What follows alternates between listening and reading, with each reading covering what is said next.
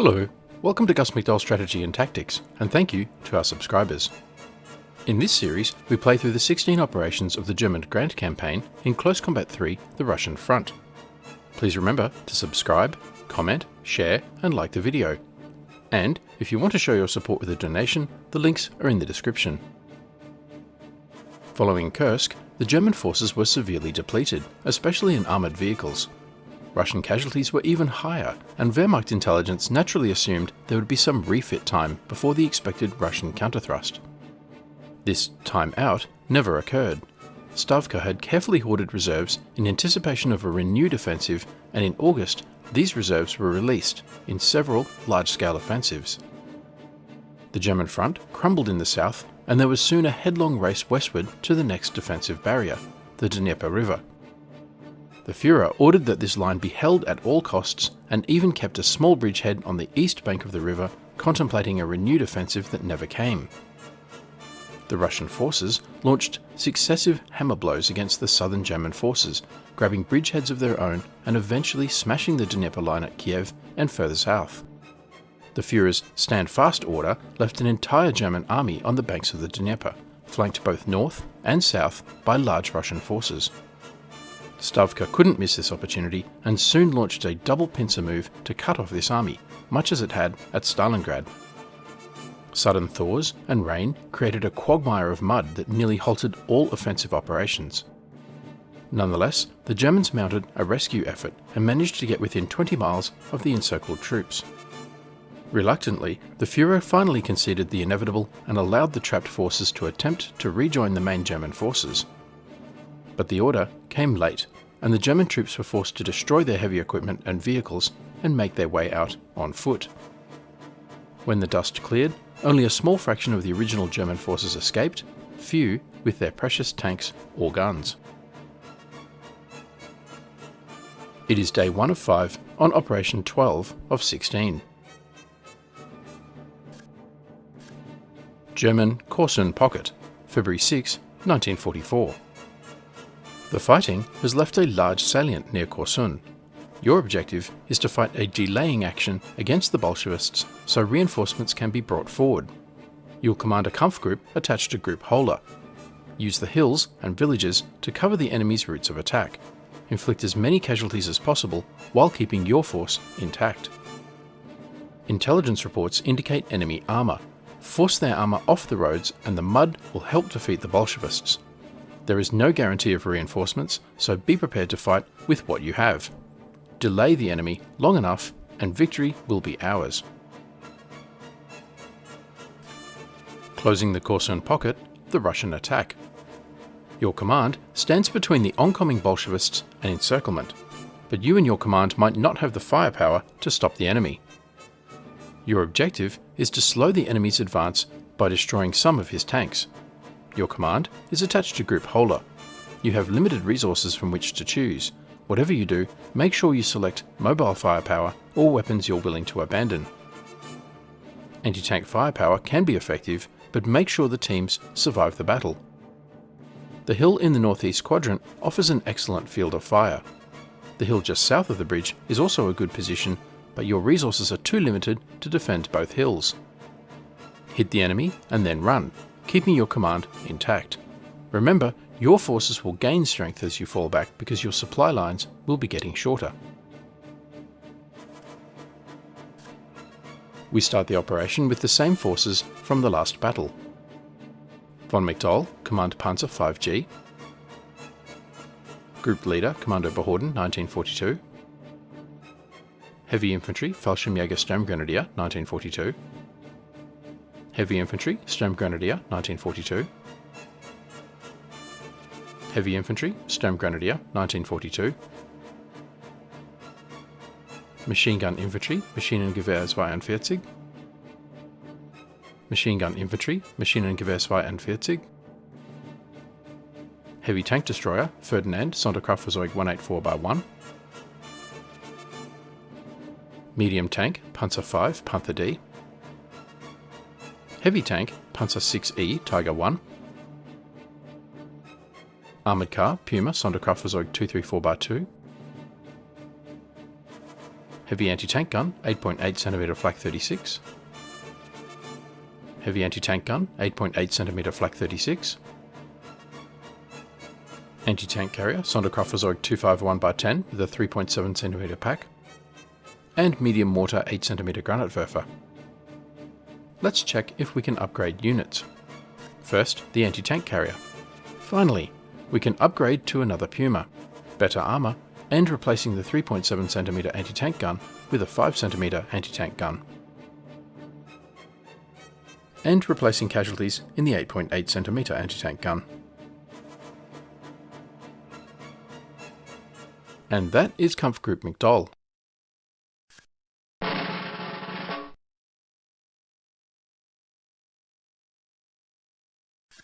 Let's examine the terrain and develop a plan.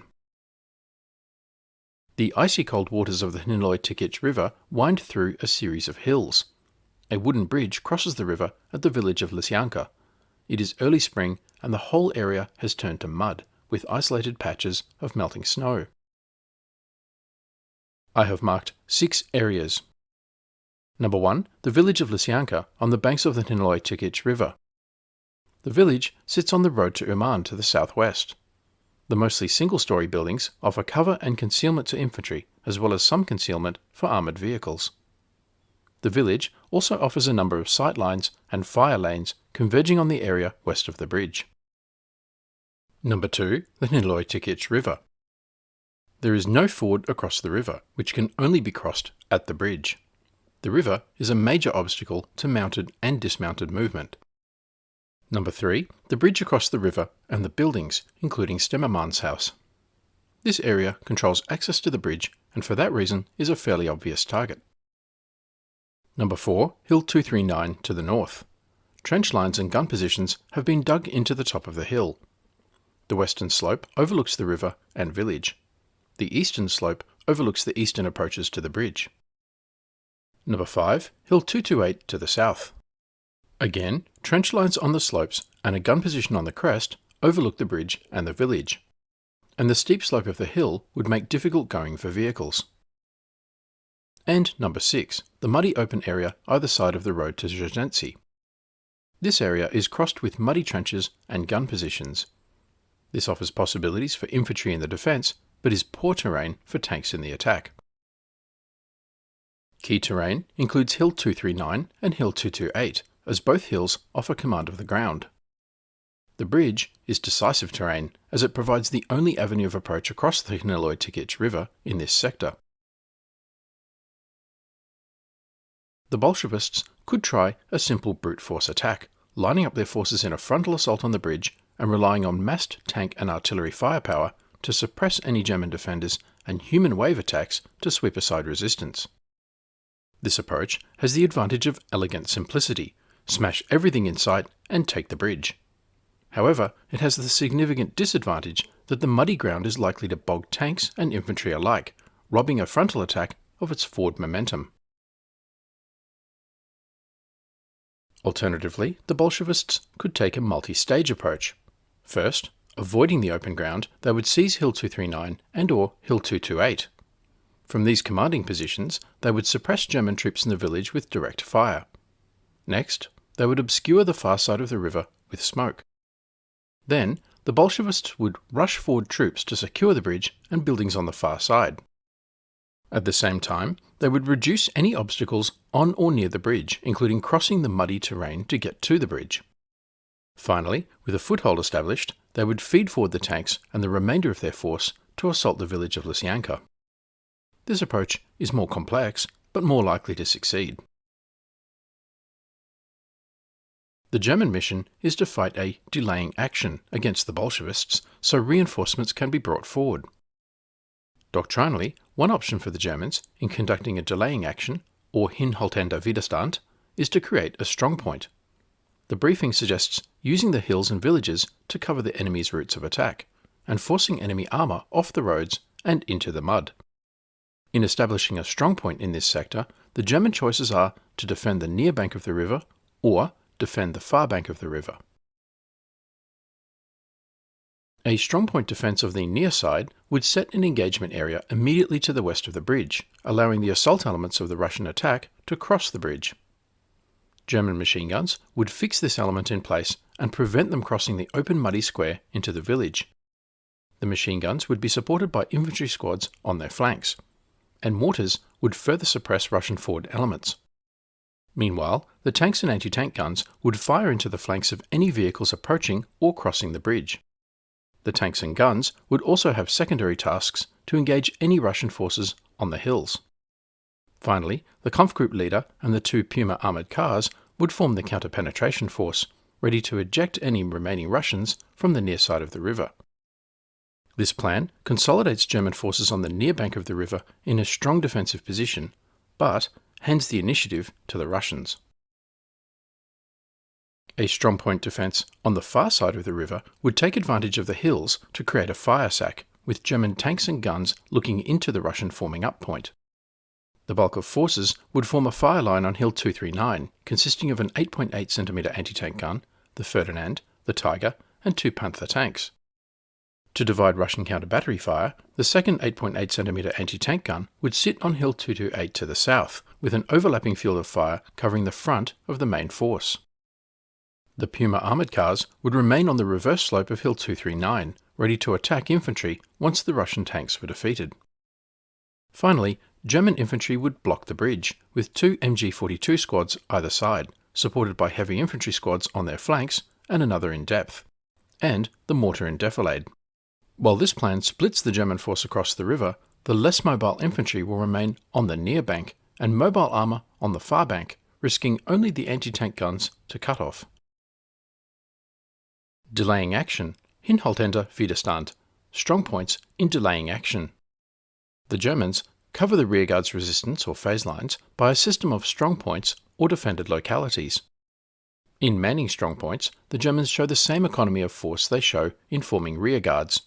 In open country, 1 self-propelled gun is normally employed, supplemented by 3 tanks and a small party of infantry with mortars and machine guns in armoured half-tracks.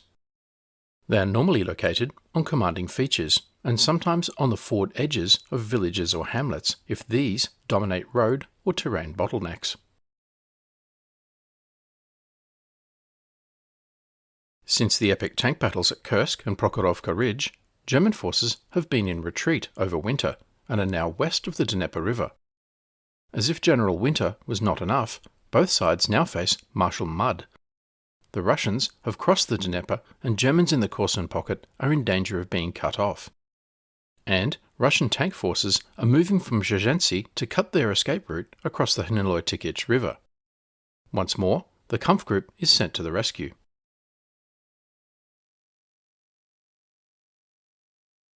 I've now moved my troops into position and will execute the plan in real time. Let me know in the comments below what you think of the various courses of action, and if you have identified a viable alternative. And don't forget to like the video and subscribe for more great strategy and tactics content.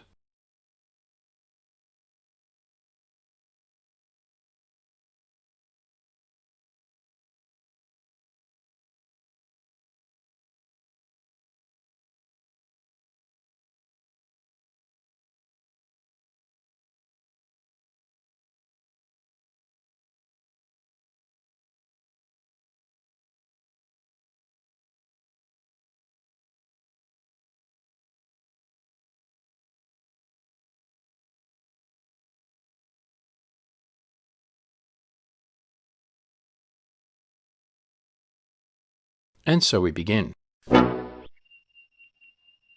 5 tanks and a mortar.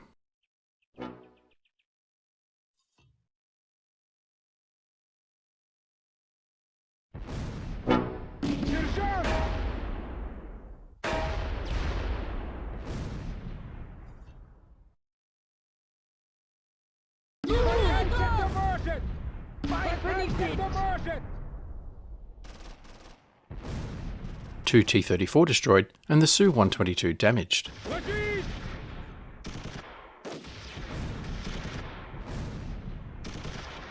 Infantry.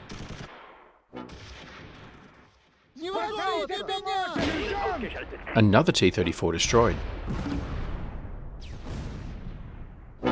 A fourth T-34 destroyed.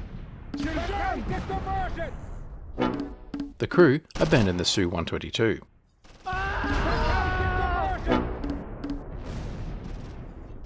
The Russian mortar is destroyed. Находимся под огнем!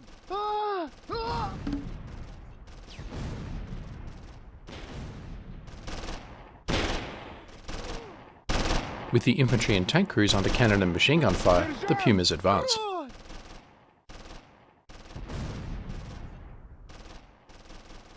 Нас засекли!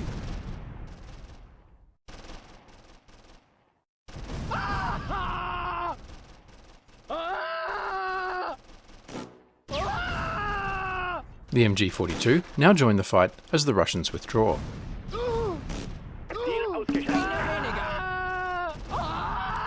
засекли!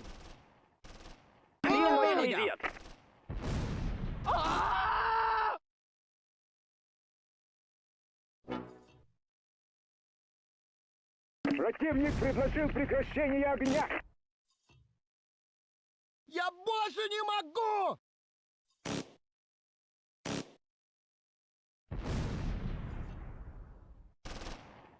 Находимся под огнем!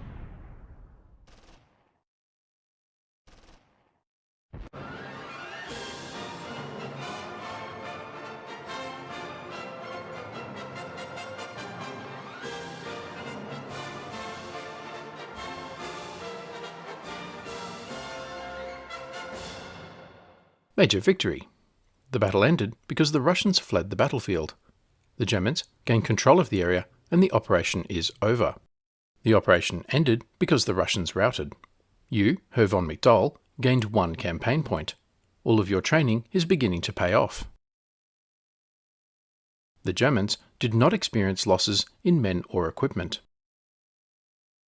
Russian losses were 14 killed, 11 wounded, 4 tanks destroyed, 1 tank captured, and the 120mm mortar destroyed.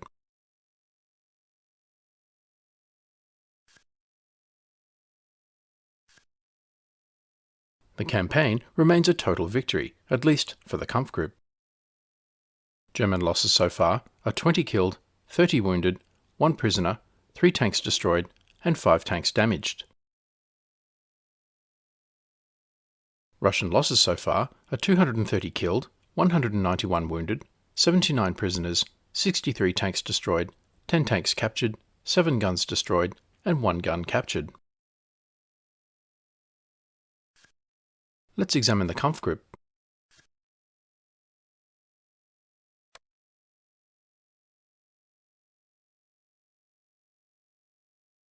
Obergefreiter Ollerich and Oberkanonier Klamper are both awarded the War Merit Badge.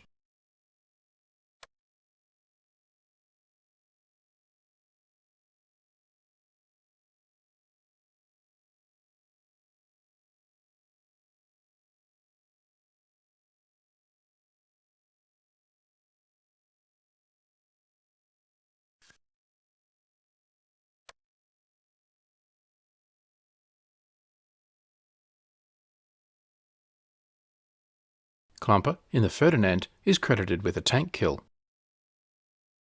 Oberpanzerschütze Kretz and Panzerschütze Schwarz share credit for another tank kill.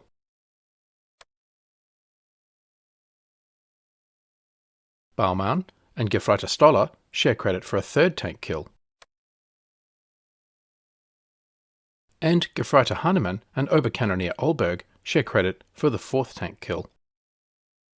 Plenty of credit to go around.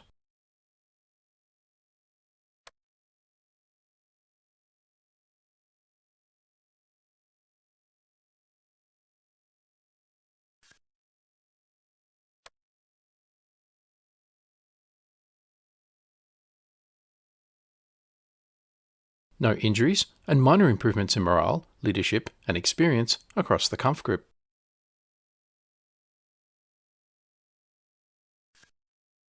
So, what did we learn?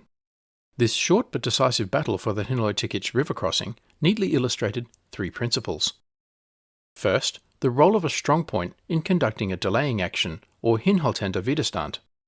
The strong point prevented the Russians from nearing, let alone crossing, the bridge, and it forced the battle at a time and place chosen by the defenders rather than at a time and place chosen by the attackers. Second, the importance of preemption, that is, getting into position before the enemy can mass their Schwerpunkt or main effort, and thus spoiling their attack. In this case, the Kampfgruppe was in position to fire on the Russians in their forming up point, all spread out and stuck in the mud, and before they could organise themselves for battle. Third, the value of taking the high ground. From Hill 239, the Germans could observe and fire on all Russian positions. And it is easier to fire from a hill than up a hill. The German tanks were mostly in hull-down positions on the ridge, the guns were dug in, the armoured cars were in defilade, and the infantry were in cover. This combination of a strong point, preemption, and use of the high ground proved irresistible, and the Russians were defeated without loss to the Germans. Let me know what you think in the comments below. Thanks for watching.